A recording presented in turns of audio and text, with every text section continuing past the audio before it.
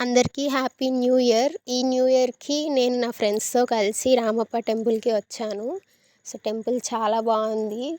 Temple బయట చిన్న చిన్న విగ్రహాలతో చాలా అట్రాక్టివ్‌గా ఉంది. సో, గుడి బయట శివలింగం కూడా పెట్టారు. సో, అక్కడ నేను మా ఫ్రెండ్ కలిసి పూజ కూడా చేసేసాము. సో, పూజ చేయడం పూర్తయ్యాక బయట పార్క్ ఉంటే అక్కడికి కూడా వెళ్ళాము.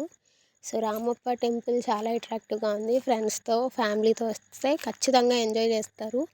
సో, అక్కడి నుంచి మేము పక్కన ఉన్న గుళ్ళన్నీ తిరిగాము. సో, రామప్ప టెంపుల్‌లో ఎక్కువగా అన్నీ శివుడి గుళ్ళే ఉన్నాయి. రామప్ప టెంపుల్ చుట్టూ చిన్న చిన్న గుళ్ళున్నాయి. అవి కూడా శివుడి గుళ్ళే. నేను రామప్ప టెంపుల్‌కి రావడం ఇదే ఫస్ట్ టైం. ఫ్రెండ్స్‌తో కలిసి వచ్చాను. అలానే మీరు ఈ న్యూ ఇయర్‌కి ఏ టెంపుల్స్‌కి వెళ్లారో, ఏమేమి విజిట్ చేశారో కామెంట్ సెక్షన్‌లో పెట్టేయండి.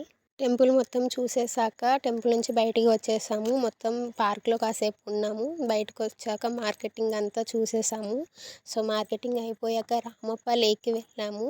సో, రామప్ప లేక్ కూడా చాలా బాగుంది. ఫుల్ గ్రీనరీతో. సో, అది మొత్తం ఫ్రెండ్స్‌తో తిరిగేసాము. ఫ్రెండ్స్‌తో తిరిగాక రామప్ప లేక్ దగ్గర ఉన్న ఒక గుడిని కూడా విజిట్ చేసాము. అది చాలా పాత గుడి. అందుకే బ్యాక్ సైడ్ నుంచి వెళ్ళాము గుడికి. సో, అక్కడ కూడా శివుడే ఉన్నాడు గుడిలో.